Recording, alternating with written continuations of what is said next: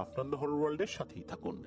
দেশ ও দেশের বাইরে যে যেখান থেকে আফটার দ্য হরর ওয়ার্ল্ডের আজকে শনির রাতের 48তম আয়োজনের সাথে যুক্ত হচ্ছেন বা পরবর্তীতে হবেন, সকলকে জানাচ্ছি শুভেচ্ছা ও ভালোবাসা। আশা করি সবাই ভালো আছেন, সুস্থ আছেন। প্রিয় লিসেনার্স, আজকের এই এপিসোডে আমরা মোট 3টি ঘটনা ইনশাল্লাহ শেয়ার করব। আর 3টি ঘটনার মধ্যে 2টি ঘটনা আপনাদের পাঠানো আর একটি ঘটনা আমার নিজের সংগ্রহ করা। আশা করছি ঘটনা 3টি আপনাদের ভয়ের শিহরণ জাগাতে সক্ষম হবে ইনশাল্লাহ। প্রিয় লিসেনার্স, আপনারাও কিন্তু আমাদেরকে ঘটনা পাঠাতে পারেন লিখে বা রেকর্ড করে afnanthehorrorworldmedia@gmail.com এই ইমেল অ্যাড্রেসে। ইমেল অ্যাড্রেসের স্পেলিংটা বলে দিচ্ছি, AFNANTHEHORRORWORLDBD afnanthehorrorworldmedia@gmail.com। ঘটনাগুলো কেমন লাগছে তা জানিয়ে ভিডিওর কমেন্ট সেকশনে কমেন্ট করতে ভুলবেন না। এছাড়া আমাদের ফেসবুক পেজের গ্রুপ রয়েছে আফটার দ্য হরর ওয়ার্ল্ড নামে, সেখানে গিয়েও আপনারা আপনাদের মতামত জানাতে পারেন। এই ভিডিওর লাইক বাটনে প্রেস করে ফেলুন আর ভিডিওর লিঙ্কটা বেশি বেশি করে শেয়ার করে দিন, যাতে করে যারা সত্য ভয়ের ঘটনা শুনতে ভালোবাসেন তাদের কাছে আফটার দ্য হরর ওয়ার্ল্ড পৌঁছাতে পারে আর তাদের কাছ থেকেও আমরা অনেক অনেক সত্য ভয়ের ঘটনাগুলো পেতে পারি। প্রিয় লিসেনার্স, আমরা আপনাদের কাছ থেকে একটি অনুরোধ সবসময় পাই, সেটি হচ্ছে যে বড় বড় ঘটনা যেন আমরা শেয়ার করি। এক্ষেত্রে আমরা একটা কথা সবসময় বলে আসছি, আমরা তখনই বড় বড় ঘটনা শেয়ার করতে পারবো যখন আপনাদের কাছ থেকে আমরা বড় বড় ঘটনা পাবো।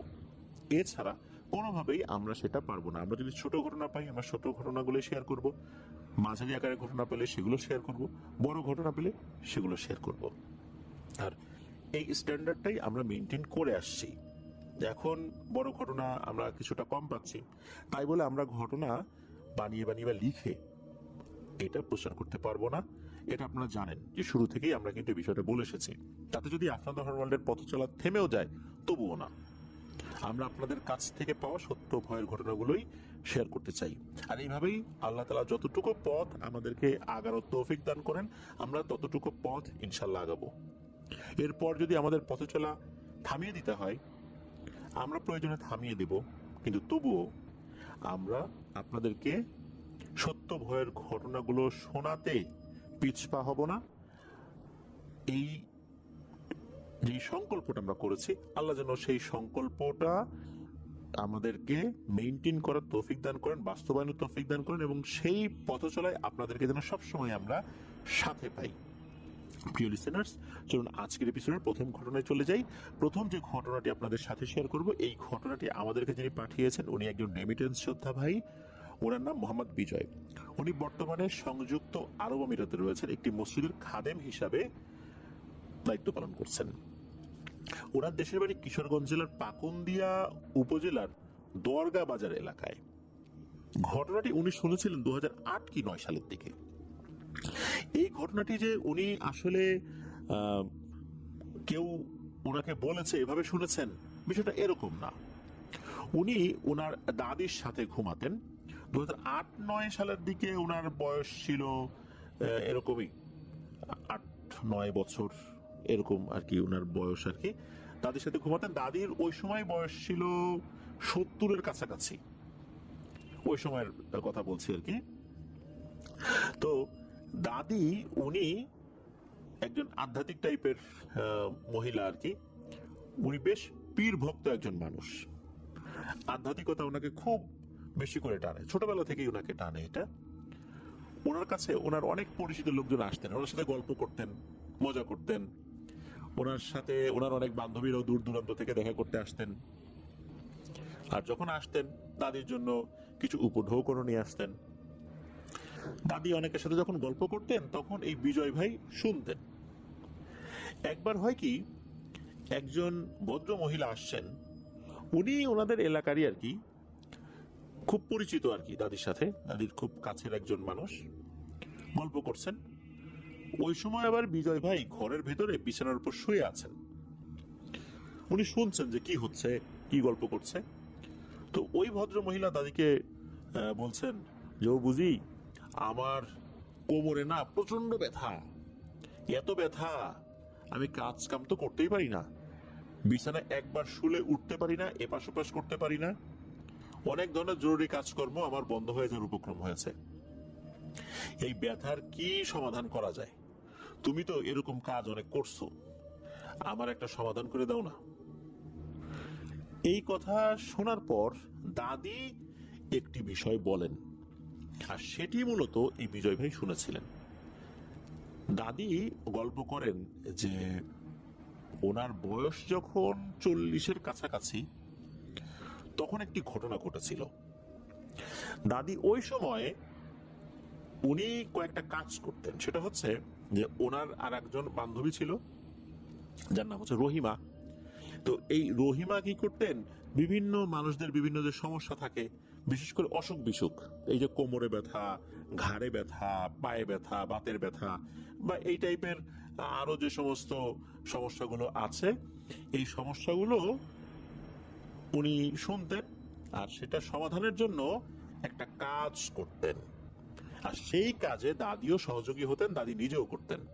সেটা হচ্ছে যে এই ধরনের রোগীদের কাছ থেকে টাকা পয়সা নিতেন, নেয়ার পর এটা সমাধানের জন্য শক্তিশালী কিছু জিনদেরকে ভোগ দিতেন।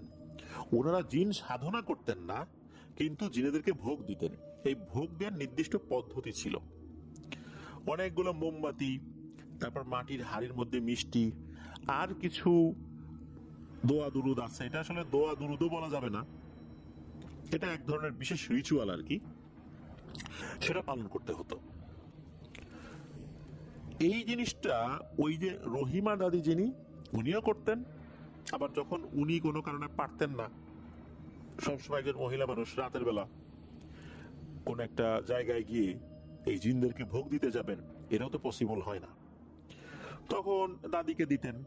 অনেক সময় বাড়িতে গেস্ট আসতো, এক একজনের বাসায় তো এক এক ধরনের সমস্যা লেগেই থাকে, তো ওইভাবে নিজেরা মেনটেন করতেন আর কি।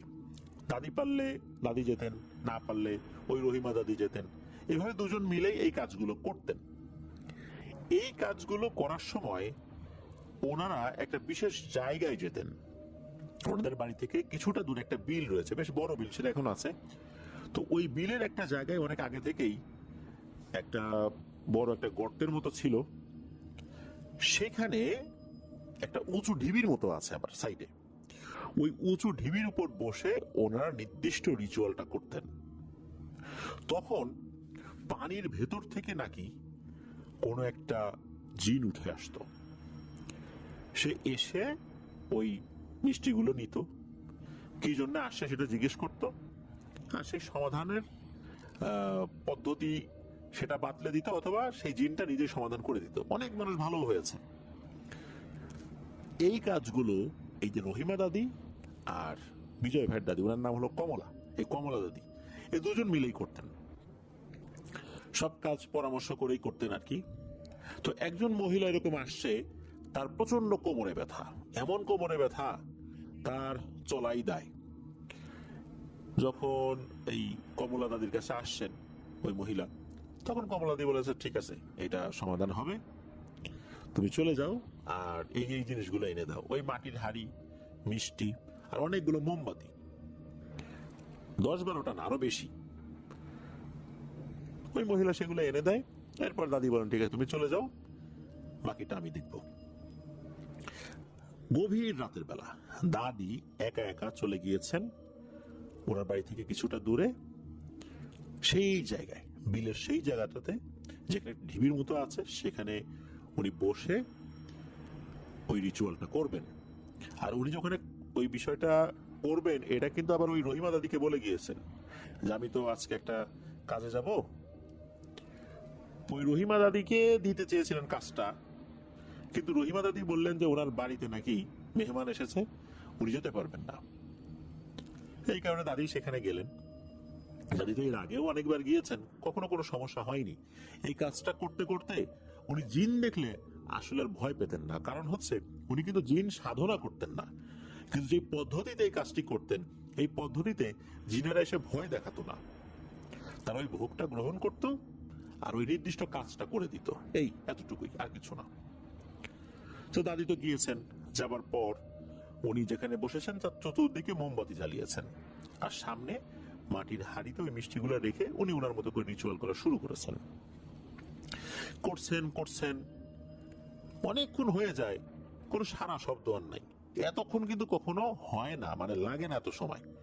এই অল্প সময় 15-20 মিনিট ম্যাক্সিমাম লাগে, এর বাইরে কিন্তু লাগে না। তো এদিকে দাদি ঘন্টা পার করে ফেলছেন, কোনো সারা শব্দ নাই। এদিকে মোমবাতিগুলো আস্তে আস্তে আস্তে আস্তে তো ক্ষয় হয়ে যাচ্ছে। যদিও বা ওনার কাছে একাধিক মোমবাতি ছিল, কোনটা যদি একদম ক্ষয় হয়ে যায় তাহলে সেই জায়গায় আরেকটা রিপ্লেস করে দিবেন, কিন্তু কোনো মোমবাতি যেন একদম নিভে না যায় এই বিষয়টা নিশ্চিত করতে হবে। আর এমনিতেই তো বিলের ওই ফাঁকা জায়গায় বাতাস তো চতুর্দিক থেকে আসে, বাতাসে যদি নিভে যায় সেই বিষয়টা একরকম, কিন্তু একদম ক্ষয় হয়ে যেন নিভে না যায় এটা নিশ্চিত করতে হবে। বাতাসে নিভে গেলে ওটা আবার জ্বালাই দিতে হবে। দাদি এরকম করছেন, উনি ওনার মতো করে সেই রিচুয়াল গুলো করে যাচ্ছেন। আসে না আসে না আসে না, মোমবাতি একদম শেষ দিকে যখন চলে আসে, আর হয়তোবা ম্যাক্সিমাম 10 মিনিট জ্বলতে পারে, ওই সময় হঠাৎ করে ওনার সামনে থাকা যে পানির যে একটা ডোবার মতো আছে, বেশ বড় সাইজের ডোবার মতো এটা ছিল, সবসময় সেখানে পানি থাকতো, ওই পানিতে ভয়ঙ্কর রকমের ঢেউ ওঠা শুরু হয়। এটা দেখে দাদি আসলে ওই সময় ভয় পান নাই, বেশ অবাকই হয়েছেন। কখনো তো এইভাবে আসে না, স্বাভাবিকভাবে আসে, তখন একদম মানুষের বেশে আসে, মিষ্টি খায় চলে যায়, সমস্যার কথা শুনে, কার কি সমস্যা এটা শুনে চলে যায়। এরকম তো হয় না। তারপর উনি দেখছেন যে আসলে ঘটনাটা কি ঘটে। এরপর উনি দেখেন ওই পানির ভেতর থেকে ভয়ঙ্কর আকৃতির বিশাল বিশাল 3টা বুনো শূকর ভেসে উঠেছে। জঙ্গলে যে ওয়াইল্ড হগ যেগুলো থাকে আর কি, বন্য শূকর, সেগুলো কিন্তু দাঁত থাকে অনেক বড় বড়। তো এইরকম বন্য শূকর, কিন্তু সেগুলো সাইজে অনেক বড় বড়, অনেক বড়, আর চোখ দুটো মনে হচ্ছে ভয়ঙ্কর লাল টকটকে কয়লার মতো জ্বলছে। এই 3টা ছিল ওখানে, দাদির দিকে তাকিয়ে ভয়ঙ্কর ভাবে গর্জন করছে। শূকর যেভাবে গর্জন করে ওইভাবে গর্জন করছে। আর আমরা দেখি যে শূকর কিন্তু এই যে মাটি খুঁড়ে ফেলে একদম, ওরা পুকুরের পাড়গুলো অর্থাৎ ওই ডোবার পাড়গুলো একদম খুঁড়ে সব তছনছ করে ফেলছে। একদম মাটি মনে হচ্ছে একদম লাঙল দিয়ে ফেলবে সব আশেপাশে যা আছে, এমন অবস্থা। আর আশেপাশের মাটিগুলো ঝুরঝুর করে ওই পানির মধ্যে পড়ে আসছে, মানে পড়ে যাচ্ছে আর কি, ক্রমাগত পড়ছে, কারণ ওরা মাটি আলগা করে ফেলছে, সেগুলো পড়ছে। তো এইভাবে ওরা চতুর্দিকে তাণ্ডব চালাচ্ছে, কিন্তু দাদির একদম কাছাকাছি আসছে না। এরকম চললো মাত্র কয়েক মিনিট। এরপরেই হঠাৎ করে এই 3টা শূকর ভ্যানিশ হয়ে গেল। দাদি চিন্তা করলেন, যাক এগুলো গেছে, ভালো হয়েছে। কিন্তু না, এরপরে আবার পানিতে ভয়ঙ্কর ভাবে আন্দোলন শুরু হলো। এবার পানির ভিতর থেকে 3টা ভয়ঙ্কর আকৃতির বিশাল বড় বড় শেয়াল উঠে আসছে। এই শেয়ালগুলো ঠিক তার স্বরে, শেয়াল যেভাবে ডাকে ওইভাবে প্রচন্ড শব্দ করে ডাকাডাকি করছে, এমন ডাক দিচ্ছে মনে হচ্ছে কানের তালা ফেটে যাবে। সেগুলো দাদিকে আক্রমণ করার জন্য এগিয়ে আসছে, কিন্তু মনে হচ্ছে একদম কাছে এসে থেমে যাচ্ছে। ওই মোমবাতির আলো যতটুকু যাচ্ছে ওইখান পর্যন্ত তারা আসছে, এরপর আর আসছে না। এরও কিছুক্ষণ ডাকাডাকি করে ভ্যানিশ হয়ে গেল। দাদি কিন্তু এবার মারাত্মক ভয় পেয়েছেন, কারণ হচ্ছে দাদি এই জিনিসগুলো দেখে অভ্যস্ত নন। উনি স্বাভাবিক সুরত যেটা সেটা দেখে অভ্যস্ত, এটাতে উনি ভয় পান না, কিন্তু এরকম তো কখনো হয় নাই। আর এই কাজ উনি নতুন করছেন না, না হলেও 50-60 বার এটা করেছেন, কখনো এরকম হয় নাই। তাহলে এবার ওরা কেন আক্রমণাত্মক হলো এটা উনি বুঝতে পারছেন না। এখন ওদিকে মোমবাতি বেশ কয়েকটা একদম নিভু নিভু অবস্থায় চলে আসছে, তখন ওনার কাছে থাকা এক্সট্রা মোমবাতি কয়েকটা রিপ্লেস করে দিলেন। এদিকে মোমবাতি তো খুব বেশি আনা হয় না, কারণ উনি তো এর আগে যতবার করেছেন 10-15 মিনিটের মধ্যে হয়ে গেছে, কোনো মোমবাতি হয়তো বা অর্ধেকটাও শেষ হয়নি, এর মধ্যেই সবসময় হয়ে গেছে। কখনো তো এই ধরনের সিচুয়েশন উনি পড়েন নাই। এরপর যেটা হয় সেটা হচ্ছে উনি দেখেন পুকুরের মধ্যে আবার পানি, এবার মনে হচ্ছে আরো ভয়ঙ্কর ভাবে আন্দোলিত হচ্ছে। এইবার পানির ভেতর থেকে ভয়ঙ্কর আকৃতির 3টা হাতি বের হয়েছে। এই হাতিগুলোর যে দাঁত, এই দাঁতগুলো মারাত্মক ভয়ঙ্কর। সেই প্রাগৈতিহাসিক কালের ম্যামথ যে লোমশ হাতিগুলো বরফ যুগে ছিল, মনে হচ্ছে সেই রকম হাতি, খুবই ভয়ঙ্কর। এই হাতিগুলো এমন ভাবে গর্জন করতে করতে তার দিকে এগিয়ে আসছে, মনে হচ্ছে এক্ষুনি তাকে পিষে মেরে ফেলবে। এবার তো দাদি মারাত্মক ভয় পান, চিন্তা করলেন যে নিশ্চয়ই কোনো একটা ঝামেলা হয়েছে, না হলে তো এরকম হওয়ার কথা না। এমন সময় পেছন থেকে হে কমলা, হে কমলা বলে কে যেন ডাকতেছে। দাদি চমকে ওঠে, পিছন দিকে তাকে দেখেন, আরে এ তো তার বান্ধবী রহিমা। উনি তাকে দেখে চিনতে পারেন। তখন ওই রহিমা দাদি বলছেন, এই কমলা, তোর বাসায় গেছিলাম আমি, তোর এত দেরি হচ্ছে দেখে আমি চলে আসি, নিশ্চয় কোনো একটা ঝামেলা হয়েছে। ওদিকে এই যে এই হাতি বা এরকম কিছু যে সামনে আছে, এটা কিন্তু ওই রহিমা দাদি দেখেন নাই। তখন কমলা দাদি গিয়ে রহিমা দাদিকে জড়ায় ধরেন, বলতেছেন যে আরে তুই এমন সময় আসছিস, তুই না আসলে তো আজকে আমার প্রাণ বাঁচানোই দায় হয়ে যেত, আমি তো বিশাল বিপদে পড়ে গেছিলাম, চল চল চল তাড়াতাড়ি চল। ওখানে ওই সব কিছু রেখেই, ওই যে মিষ্টি ছিল, হাড়ি ছিল, এইগুলো সবকিছু রেখেই দাদি ওই রহিমা দাদির সাথে চলে আসেন। আসলে ওরা যে কেন এত আক্রমণাত্মক হয়েছিল এটা দাদি জানতে পারেন নাই। তবে এই ঘটনার পর দাদি কখনোই আর এই কাজ করেননি। এই কাজ ওই রহিমা দাদিও ছেড়ে দেন, কমলা দাদিও ছেড়ে দেন। বুঝতে পেরেছিলেন যে এই কাজটা ওনাদের আসলে ভালো হচ্ছে না, কেননা এটা করার মাধ্যমে মানুষ উপকৃত হচ্ছে, এটা সত্য। বিনিময়ে তো ওনারা কিছু উপঢৌকনও নিচ্ছেন, যে যার সাধ্য অনুযায়ী দেয়। হতে পারে যে জিনেরা এই বিষয়টা ভালোভাবে নেয়নি, এই জন্য তারা ক্ষিপ্ত হয়েছিল। এইবার আর তারা এই কাজগুলো করতে চায় নাই। আর ওনারা তো সাধনা করে এগুলোকে নিয়ে আসেন নাই, এগুলো একটা নির্দিষ্ট পদ্ধতিতে ডাকতেন, ওরা ওই ভোগ খেয়ে যেত, তারা ওই কাজটা করে দিত।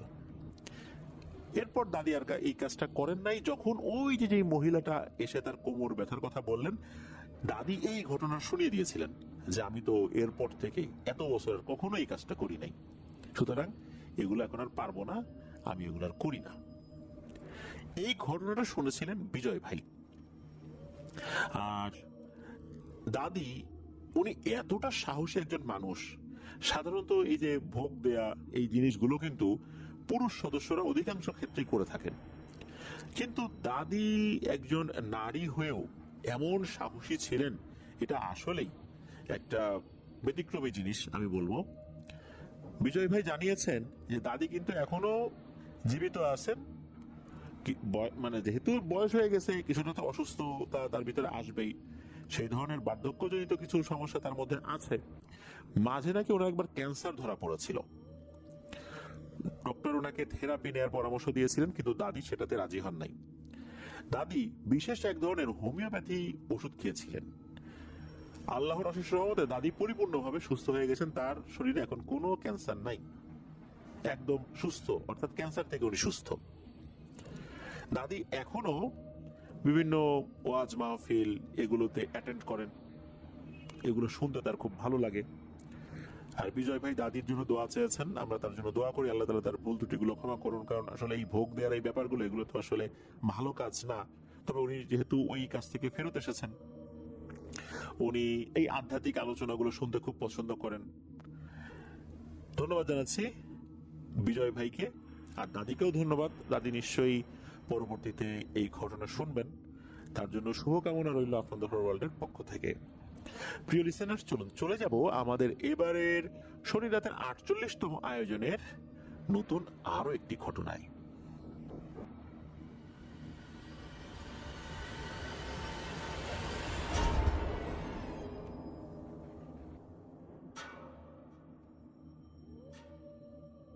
ফিরে এলাম প্রিয় লিসেনার্স আমাদের এবারে শনি রাতের 48তম আয়োজনের নতুন আরো একটি ঘটনায়। এখন যার ঘটনা আপনাদের সাথে শেয়ার করব, ওনার নাম আব্দুল আলিম।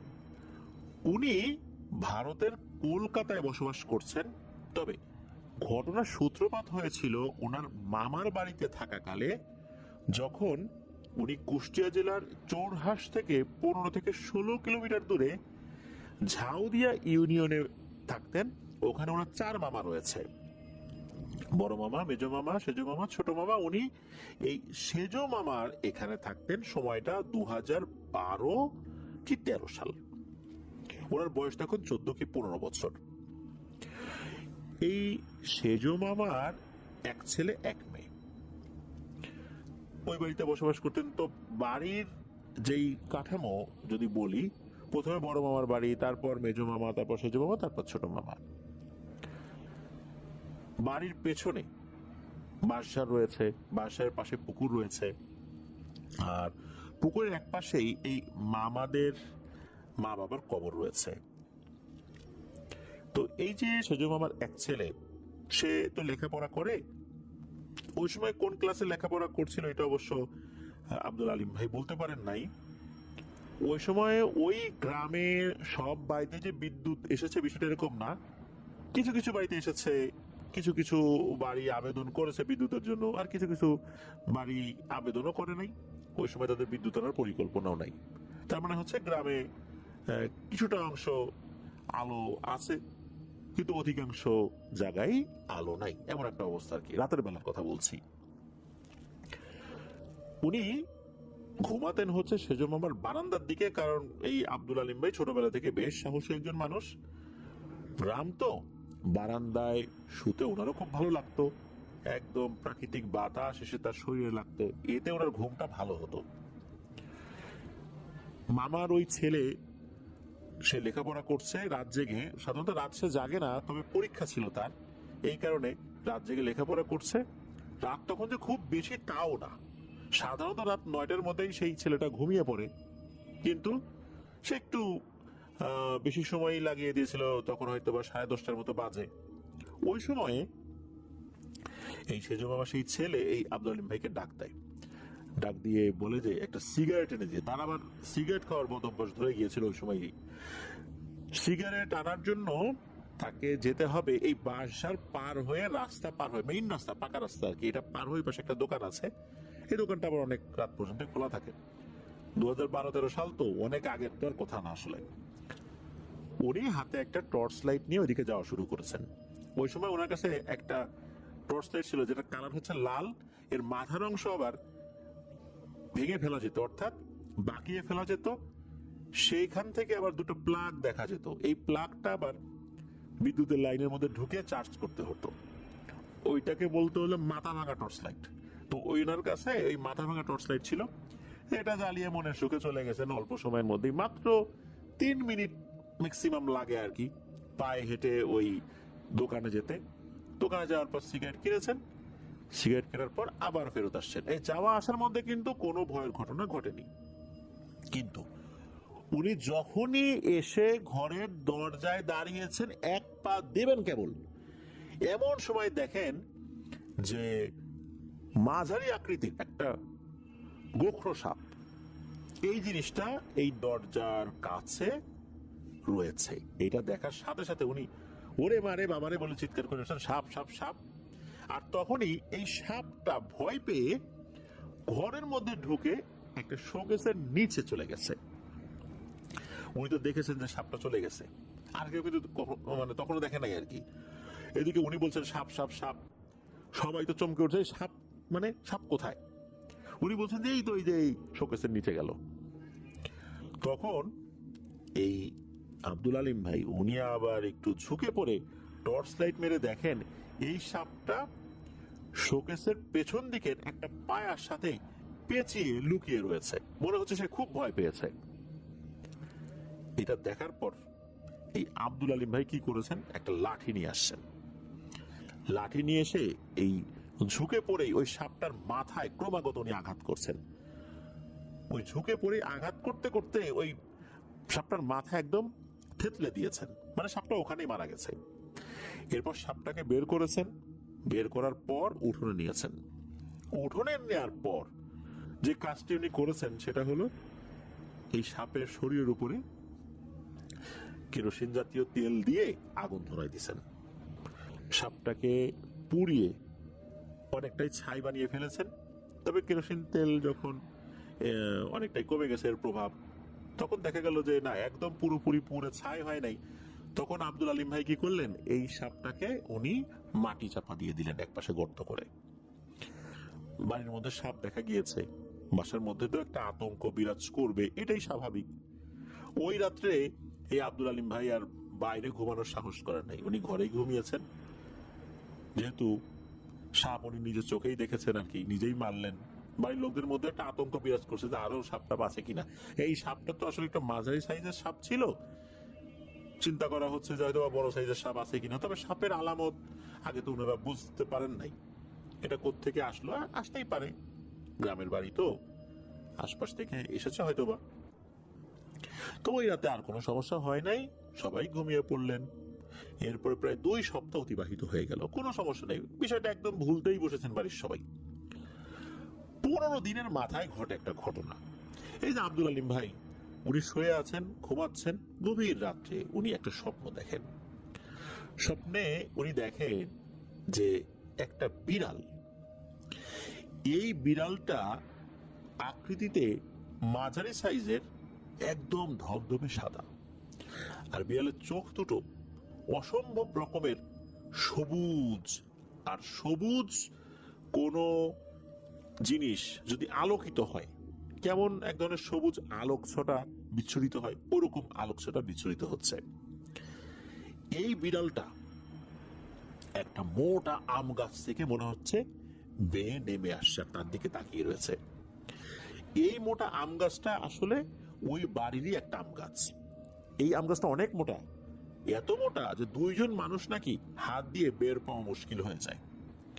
উনি স্বপ্নে দেখছেন ওই আম গাছটার নিচে আছেন, উপর থেকে ওই বিড়ালটা আস্তে আস্তে ওনার দিকে তাকিয়ে নেমে আসছে। উনি এই স্বপ্নটা দেখলেন।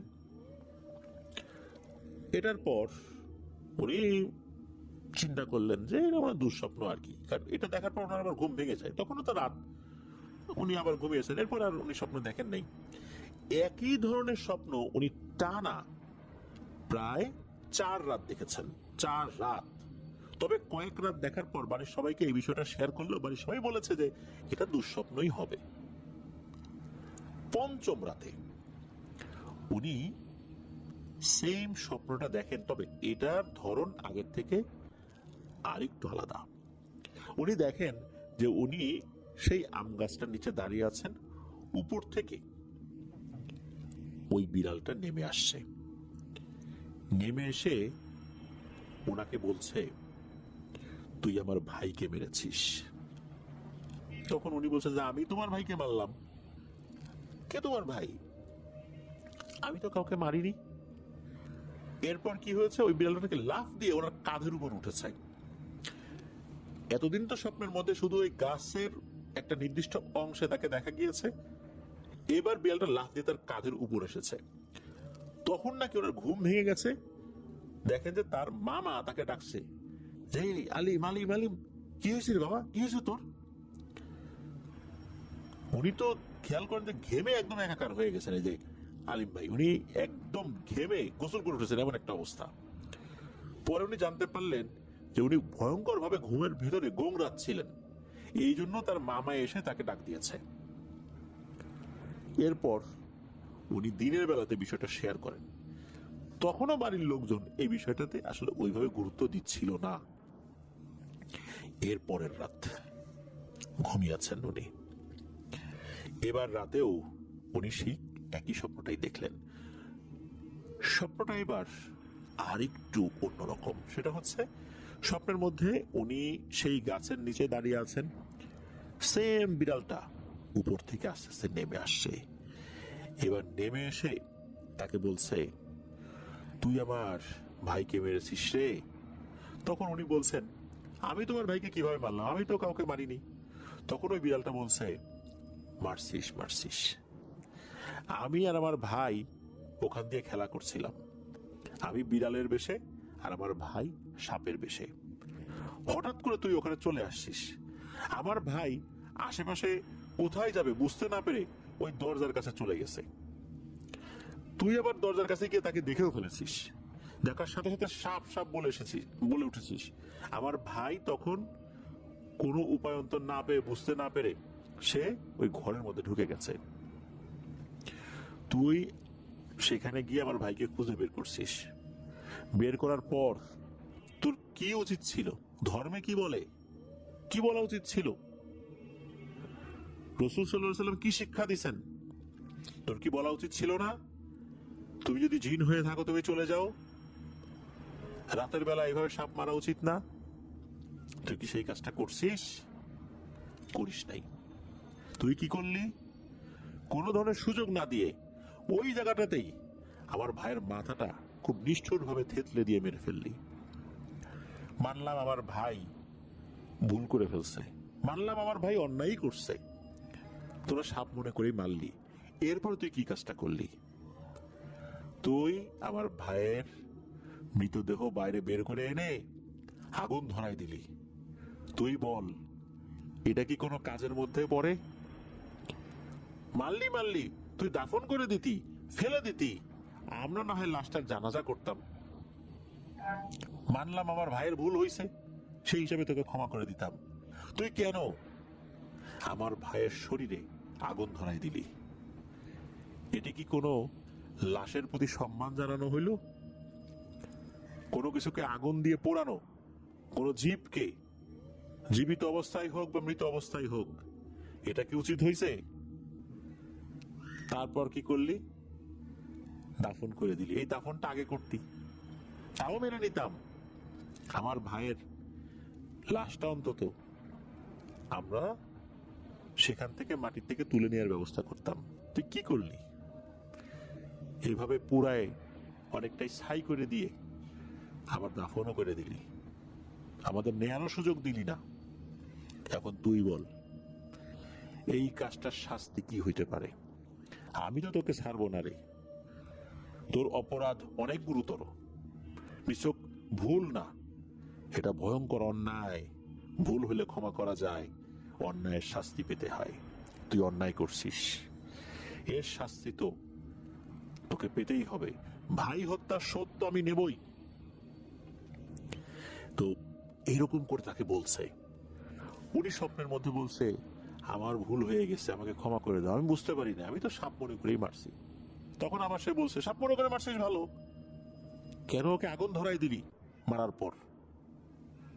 এটার জবাব কি দিবি? তখন উনি বলছেন যে আমার তো ভুল হয়ে গেছে, আমি আসলেই বুঝতে পারি নাই, এই কাজটা করা আমার উচিত হয় নাই। এদিকে তখন নাকি ওই বিড়ালটা তার উপর ঝাঁপিয়ে পড়ে। এরপর ওনার আর কিছু মনে নাই যে স্বপ্নের মধ্যে কি হয়েছে, সবকিছু কিন্তু স্বপ্নের মধ্যেই হচ্ছে। ওনার যখন জ্ঞান ফেরে তখন দেখেন ওনার শরীরের সাথে স্যালাইন লাগানো।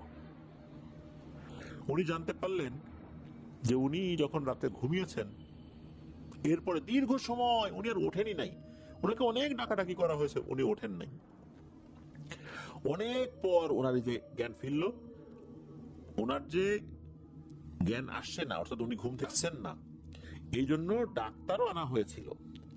ডাক্তার এসে তারা পরামর্শ দিয়েছেন যে এর শারীরিক অবস্থা ভালো না, দ্রুত স্যালাইন দিতে হবে।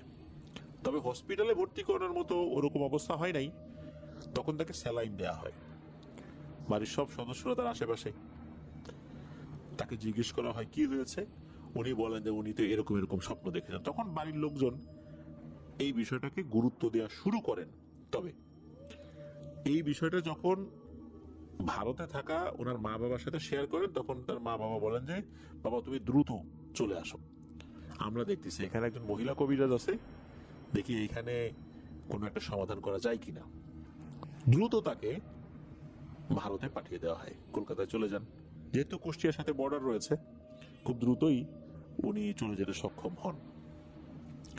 উনি চলে যাবার পর ওনার মা বাবা সেই মহিলা কবিরাজের শরণাপন্ন হন। সেই মহিলা কবিরাজ ওনার উপরে সেই জিনটাকে হাজির করেছিলেন। জিন সেম কথা বলেছেন, বলেছে সে এই কাজ করছে, এটা উচিত হয় নাই, আমি তো ভাই হত্যার শোধ নেবই, এটা যে কেউ হইলে নিত, তোরা হইলেও নীতি, এখন বল প্রতিশোধ নেওয়াটা কি অন্যায়? তখন ওই মহিলা কবিরাজ আসলে কি বলবেন, প্রথম দিকে একটু ঝাড়ি ঝুড়ি দিছিলেন যে তোকে বোতলবন্দি করবো এটা সেটা, পরে যখন সব স্তরে বিষয়টা খুলে বললেন ওই জিন এসেই, এরপর তো মহিলা কবিরাজ দেখলো যে আসলে এই বন্দি করা বা অন্য টাইপের কাজ করতে গেলে হিতে বিপরীত হবে, কেননা এখানে অন্যায়টা হয়েছে এই আব্দুল আলিম ভাইয়েরই। ওই জিনটাকে অনেক অনুরোধ করা হয়, এই আব্দুল আলিম ভাইয়ের মা বাবা অনেক কাকুতি মিনতি করেন, কান্নাকাটি করেন যে আমাদের তিনটা সন্তানই আমাদের আদরের, আমাদের কোনো সন্তানকেও তুমি কেড়ে নিও না, অন্যায় করছে মানলাম, কিন্তু এখন কি করব, আমরা তো তোমার সেই ভাই ফেরত দিতে পারবো না, তাই বলে আমাদের কোনো সন্তানকে নিয়ে যাও না। তখন নাকি সেই জিনের মনে দয়া হয়। তখন সেই জিনটা বলে, যেহেতু আমি একটা ওয়াদা করছি যে আমি ওকে মারবই, আমাকে একটা কাফারা দিতে হবে, সাদাকা দিতে হবে। সাদাকাটা কি? যে 3টা মোরগ, ওই যেখানে হত্যা করা হয়েছে, যেখানে হত্যা করা বলতে ওই যেখানে দাফন করা হয়েছে আর কি ওই সাপটাকে, ওইটা ওই জায়গায় বা ওই জায়গার কাছাকাছি জায়গায় 3টা মোরগকে রাতের বেলা ছেড়ে দিতে হবে, জাস্ট ছেড়ে দিবার কিছুই না। তখন ফোনে মামাদেরকে বলে দেওয়া হয় যে এই ব্যাপার, এই কাজটা তোমরা করে দাও। তারা এই কাজটা করে দিয়েছিলেন। এরপরে নাকি আর কোনো সমস্যা আব্দুল আলিম ভাইয়ের হয়নি। এটাই ছিল ঘটনা। প্রিয় লিসেনার্স, রাতের বেলা কোনো প্রাণীকে আঘাত করা, সাপ বা অন্য কিছু, সাপ দেখলেই মেরে ফেলতে হবে এই বিষয়ে কিন্তু একটা বিধান রয়েছে। তবে এটারও বিধান রয়েছে যে কোনো সাপকে কিন্তু বলা যে তুমি যদি জিন হয়ে থাকো চলে যাও, তাকে সুযোগ দেয়া। এরপরও যদি না যায়, বুঝতে হবে সে সাপ, তাকে মেরে ফেলা যাবে। আব্দুল আলিম ভাই কিন্তু সেই কাজটি করেননি। ওনার বয়স কম ছিল, 14-15 বছর, বিষয়গুলো মাথায় ভাবে কাজও করেনি, এটাই সত্য। ঘরের ভিতরে সাপ ঢুকে গেছে, এই কারণে উনি উত্তেজনার বশে কাজটি করে ফেলেছিলেন, আর এটার খেসারও তো ওনাকে কিছুটা হলেও দিতে হয়েছে। যাক, উনি বিষয়টা বুঝতে পেরেছেন পরবর্তীতে, আর আল্লাহর রহমতে এই ঝামেলা থেকেও মুক্ত হয়েছেন, আলহামদুলিল্লাহ। প্রিয় লিসেনার্স, এই ঘটনা কিন্তু আমাদের আবারও সেই বিষয়টাকেই শিক্ষা দেয়, সেটা হচ্ছে রাতের বেলা কোনো প্রাণীকে আঘাত না করা কখনোই করা যাবে না। দিন হোক রাত হোক, অকারণে কোনো প্রাণীকে আঘাত করা যাবে না। আর এই ধরনের প্রাণীর ক্ষেত্রে তো অবশ্যই সতর্কতা অবলম্বন করতে হবে, কারণ অনেক সময় রাতের বেলা জিনেরা বিভিন্ন স্রোতে ঘোরাফেরা করে। অকারণে তাদেরকে আঘাত করা হলে বা তাদেরকে চলে যাওয়ার সুযোগ না দেওয়া হলে এরা কিন্তু ক্ষিপ্ত হয়, ক্ষিপ্ত হয়ে আমাদের উপর পরবর্তীতে আক্রমণ করতে পারে। আল্লাহ আমাদেরকে বোঝার তৌফিক দান করুন। প্রিয় লিসেনার্স, চলুন চলে যাব আমাদের এবারের এপিসোডের 3য় এবং শেষ ঘটনায়।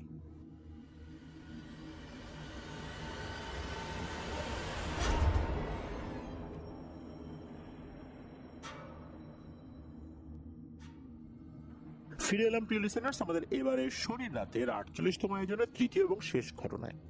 শুরুতেই বলেছিলাম যে এবারের এপিসোডে যে 3টি ঘটনা রয়েছে, 3টি ঘটনার মধ্যে একটি ঘটনা আমার সংগ্রহ করা। সেই ঘটনাটি এখন আপনাদের সাথে শেয়ার করব।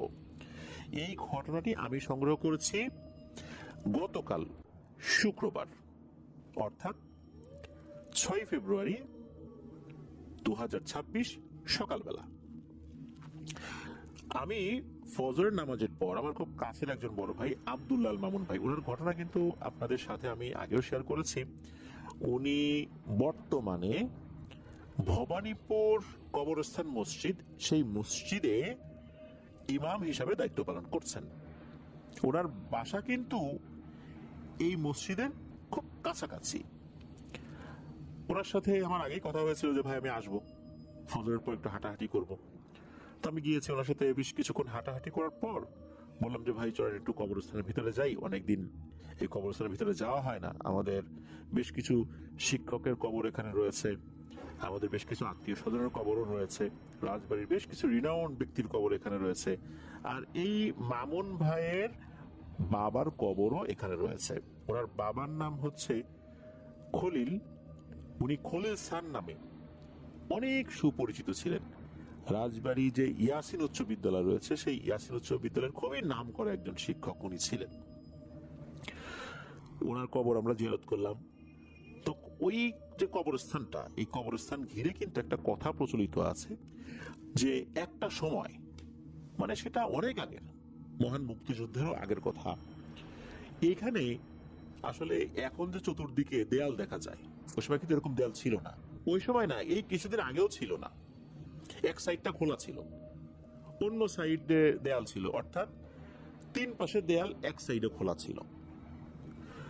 মহান মুক্তিযুদ্ধের আগে এই এলাকায় নাকি শেয়ালের উপদ্রব এত বেশি ছিল যে লাশ দাফন করার পরের দিনই শেয়াল কবর থেকে লাশ নিয়ে চলে যেত। অনেক দূরে সে কাফনের কাপড় পরে থাকতো, লাশের বিভিন্ন অঙ্গ প্রত্যঙ্গ খেয়ে একদম ছিন্ন ভিন্ন করে ফেলতো। এরকম ঘটনা ঘটতো, কখনো কখনো ওই লাশ আর পাওয়াই যেত না, এমন একটা অবস্থা হতো। মানুষ পাহারা বসাতো, পাহারা বসালেও রাতের বেলা নাকি অনেক শেয়াল এসে মানুষের উপর আক্রমণ করতো যারা পাহারায় থাকতো, এমন ঘটনাও ঘটতো।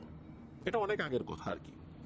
তো শেয়ালের উপদ্রবে এমন অবস্থা হয়ে যায় ওখানে, লাশ দাফন করাই মুশকিল হয়ে যায়। এরকম সমস্যা যখন চলতে থাকে তখন ওনারা সব ধরনের ব্যবস্থা নেওয়ার পরও যখন ব্যর্থ, তখন ওই এলাকায় নাকি একজন বুজুর্গ ব্যক্তি সফর এসেছিলেন। ওনাকে যখন এই বিষয়টা জানানো হয়, উনি ওই কবরস্থানে আসেন। আসার পর ওই কবরস্থানের উপর দাঁড়িয়ে বেশ কিছু ওজিফা করেন, দোয়া দুরূদ পাঠ করেন, এরপর দুই হাত তুলে আল্লাহর কাছে দোয়া করেন। এরপর থেকে নাকি আল্লাহর রহমতে এই শিয়ালের উপদ্রব অনেক কমে যায়। একদম যে শেষ হয়ে গেছে বিষয়টা এরকম না, তবে অনেক কমে যায়। কবরস্থানের যেই একটা পাশ যেটা নতুন এক্সটেনশন করা হয়েছে, ওই জায়গাটা আগে অনেক নিচু ছিল, সেখানে মাটি ভরাট করে আবার উঁচু করা হয়েছে, এখন চতুর্দিকে ঘিরে দেওয়া হয়েছে। রাজবাড়ির যতগুলো পুরনো কবরস্থান রয়েছে তার মধ্যে এইটা একটা। তো আমরা ঘুরে ঘুরে দেখছিলাম, কথা বলছিলাম। তখন মামুন ভাই আমাকে একটা জায়গা দেখালেন। জাফনান, এই যে জায়গাটা দেখছো, এই জায়গাতে আমাদের খুব কাছের একজন মুরব্বী মারাত্মক ভয় পেয়েছেন। আমি বললাম, ভাই কবরস্থানে ভয় পেয়েছেন, বিষয়টা বলেন তো কি। তখন উনি বলতে শুরু করেন।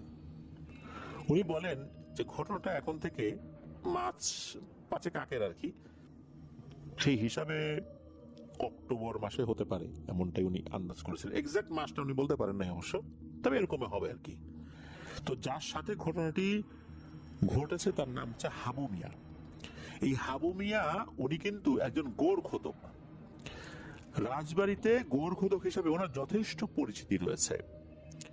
অল্প সময়ের মধ্যে খুব নিখুঁত ভাবে কবর খননে উনি খুবই পারদর্শী। সদালাপী, মৃদুভাষী, পরোপকারী, সবসময় হাস্যোজ্জ্বল মুখে উনি থাকতেন। অত্যন্ত সহজ সরল একজন মানুষ। উনি কবর তো রেগুলারই খোঁড়েন, অনেক আগে থেকেই তো উনি খোঁড়েন। যখন উনি তরুণ বয়স তখন থেকেই কিন্তু এই কাজটা উনি করেন, সওয়াবের নিয়তে করেন।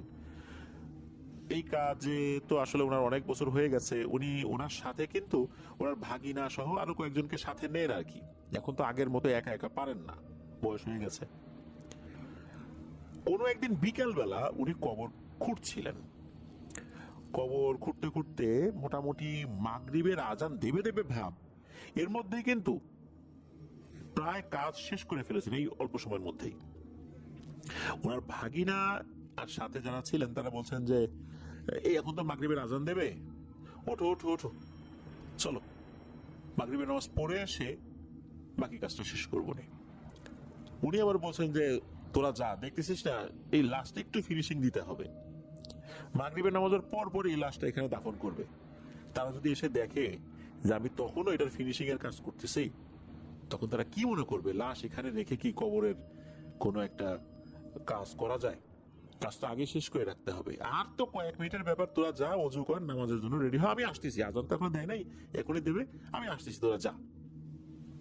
তো তারাও দেখলেন যে আর হয়তো বা 5 মিনিটের কাজ উনি যেভাবে দ্রুত গতিতে করছেন তাতে 5 মিনিটের মধ্যে হয়ে যাবে। আর ফিনিশিং এর কাজটা সাধারণত এই হাবু মিয়া করতে খুবই পারদর্শী ছিলেন। এমনিতে সব কাজ করতেন, বাট ফিনিশিং এর কাজটা ওনার খুব নিখুঁত হয় আর কি। কারণ ফিনিশিং এর কাজটা ভালো না হলে, উপরে বাঁশ দেয়া হলে তখন ওটা ভেঙে পড়তে পারে। একটা নির্দিষ্ট মাপ দিতে হয় যাতে মাটি ওই লোডটা নিতে পারে, বাঁশের লোডটা নিতে পারে, নাহলে কিন্তু ভেঙে পড়ে যেতে পারে।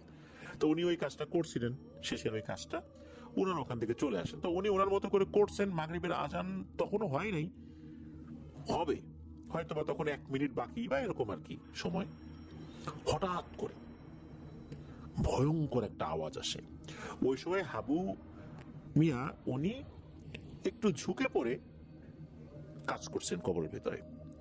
মনে হলো যে ওনার খুব কাছাকাছি এসে কেউ ভয়ঙ্কর ভাবে একটা গর্জন করে ওঠে, ওই কই একটা গর্জন করে ওঠে। তো এইরকম গর্জন যখনই হয়েছে উনি মারাত্মক ভয় পেয়ে গেছেন। এতটা ভয় পেয়ে গেছেন উনি তো বেশ ওই জায়গাতেই বসে পড়েছেন। এরপর উনি দ্রুত উঠেছেন, তখন তো আবার আজান দিয়ে দিয়েছে। ওঠার পর উনি খুব ঘাবড়ে গিয়েছেন, এরকম ভয় উনি কখনোই পাননি।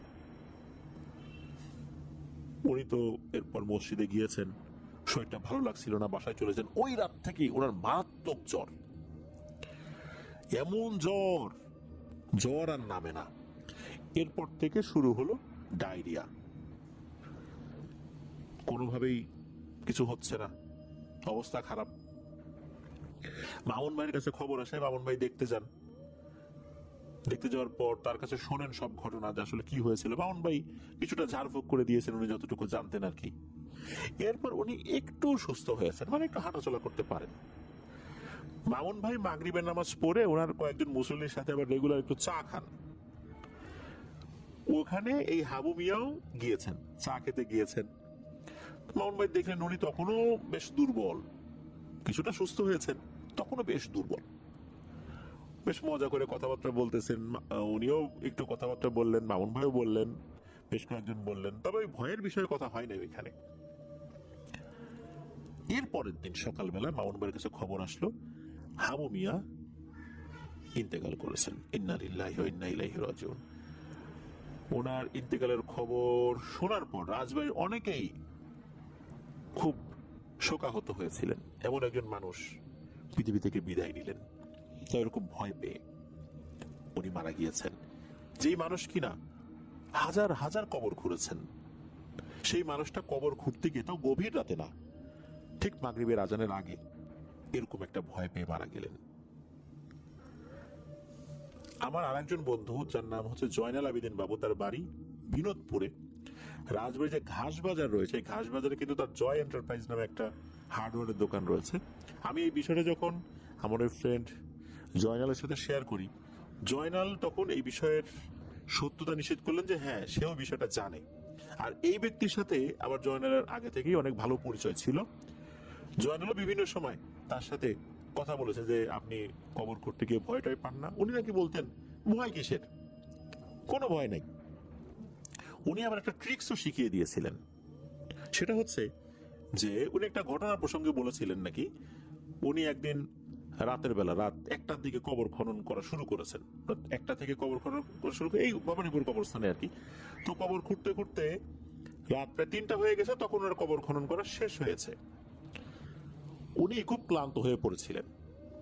উনি তখন চিন্তা করেন এখন উপরে উঠবো, আবার ভয় টয় দেখায় নাকি কেউ। তখন নাকি উনি কবরের ভিতরে শুয়েছিলেন, একদম কবরের ভিতরেই শুয়ে আছেন। যখন ফজর আজান দিয়েছে তখন উঠেছেন, স্বাভাবিকভাবে উঠে আবার চলে গেছেন। উনি নাকি এই জয়নালকে বলেছিলেন যে কবরের ভেতরে থাকা অবস্থায় নাকি কেউ ভয় দেখাতে পারে না, এই বিষয়টা বলেছিলেন। উনি কবরের ভেতরেই ওই সময় ছিলেন, ওই সময় আসলে ভয় পেয়েছিলেন। ভয়ঙ্কর কোনো কিছু তাকে ওই অবস্থাতে ভয় দেখিয়েছিল। যে মানুষটা হাজার হাজার কবর খনন করলেন, এত কবর খনন করার সময় তার সাথে মারাত্মক ভয়ের ঘটনা ঘটলো না, সেই মানুষটা এরকম একটা সময় ভয় পেয়ে এমন ভাবে ভয়ের খোলে পড়ে গিয়েছিলেন, আল্লাহ হয়তো তাকে এভাবেই নিয়ে যাবেন এরকম ঘটনার মাধ্যম দিয়ে, যার কারণে এই ঘটনাটি ঘটেছে। রাজবাড়ির অনেকেই কিন্তু ওরা এই বিষয়টা জানেন, আমি এভাবেই শুনেছি, সেভাবেই লিসেনার্স আপনাদের সাথে শেয়ার করলাম। রাজবাড়ির যারা আছেন তারাও এই বিষয়টা অনেকেই জানেন বলে আমি জানি, এমনটাই আমি আশেপাশের মানুষদের কাছ থেকে শুনেছি। কারণ ওনার মৃত্যুর পর অনেকেই এই বিষয়টি নিয়ে আলোচনা করেছেন। কারণ রাজবাড়িতে এমন পরিবার কম আছে যাদের আত্মীয় স্বজন মারা গিয়েছে, আর তাদের কবরের যে কাজটা, খননের কাজটা, এটা এই হাবু মিয়া করেন নাই, এমন পরিবার অনেক রয়েছে সেখানে রাজবাড়িতে। যার কারণে হাবু মিয়ার মৃত্যুর খবরটা অনেক ব্যাপকভাবেই ছড়িয়ে পড়েছিল। হাবু মিয়ার জন্য আমরা দোয়া করব। এমন একজন পরোপকারী, সদালাপী, হাস্যোজ্জ্বল মানুষ, একজন সহজ সরল মানুষ, উনি পৃথিবী থেকে চলে গেছেন। আল্লাহ তাআলা তার ভুল ত্রুটি ক্ষমা করুন। অসংখ্য কবর উনি খনন করেছেন, ওনার নিজের কবর আর একজন খনন করেছেন, এটাই বাস্তবতা। যে ব্যক্তি অনেকের কবর খনন করেন, তার কবর কিন্তু আরেকজনই খনন করে। কারণ যিনি মারা যান তিনি তো আর নিজের কবর খনন করে যেতে পারেন না, সেটা সম্ভব নয়। আল্লাহ তাআলা তাকে জান্নাতুল ফিরদৌসের উচ্চ মাকাম দান করুন। প্রিয় লিসেনার্স, আজকের এই এপিসোডে এই 3টি ঘটনাই ছিল। আশা করছি ঘটনাগুলো আপনাদের ভালো লেগেছে। আপনারা আমাদেরকে প্রতিনিয়ত সত্য ভয়ের ঘটনাগুলো পাঠাতে থাকুন, তাহলে আমরা অনেকটা পথ একসাথে ইনশাল্লাহ পাড়ি দিতে পারবো। যারা ঘটনা পাঠিয়েছেন সবাইকে ধন্যবাদ জানাচ্ছি, যারা ধৈর্য ধরে পুরো এপিসোডটি শুনেছেন তাদেরকেও ধন্যবাদ জানাচ্ছি। আসছে সোমবার হরর নাইটের নতুন আরো একটি এপিসোড নিয়ে ইনশাল্লাহ হাজির হচ্ছি। সবাই ভালো থাকবেন, সুস্থ থাকবেন, আমার জন্য দোয়া করবেন, আমার পরিবারের জন্য দোয়া করবেন, আপনাদের জন্য দোয়া রইল, আপনাদের পরিবারের প্রত্যেকের জন্য দোয়া রইল। মহান আল্লাহ সুবহানাহু ওয়া তাআলা আমাদেরকে ভালো রাখুন, সুস্থ রাখুন, নিরাপদে রাখুন, আপনাদের হরর ওয়ার্ল্ডের সাথে রাখুন। আসসালামু আলাইকুম।